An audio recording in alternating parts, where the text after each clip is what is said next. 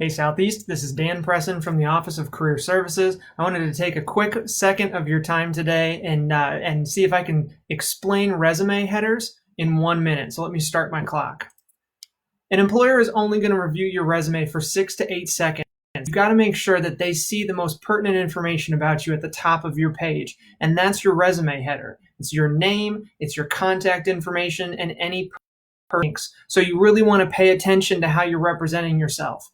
The header of the first thing they're going to see is your name. Put your full legal searchable name at the top of your resume so that people can review it and see it, and they can use that name to search you on different social media outlets. Second, you want to make sure that you have a phone number listed on there, and that phone number needs to lead to a setup voicemail. Use your voicemail. Make something professional. Allow yourself to really use a professional voice when setting up that voicemail. We hear a lot from employers that students do not have their voicemail set up, and that's a huge concern because if they're calling to offer you an interview or offer you a job, you want them to be able to get in touch with you. That's huge. Second, you want to make sure that you have your email address on there. I've already messed up with my 1 minute. Yeah, you want to make sure that you have your email address on there. Use a professional style email address. You do not need to use your email address from when you were in 6th grade. And even feel free to use this as an opportunity to start a new email address. If you've wanted a Gmail account or a Yahoo account or an Outlook account, use this as an opportunity to set up an email address that's professional and that represents you in a professional way.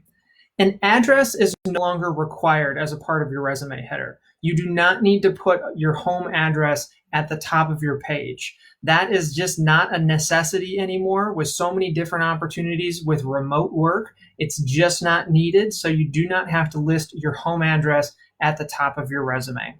Lastly, what I want to talk about is I want to make sure that you include any pertinent links at the top of your resume.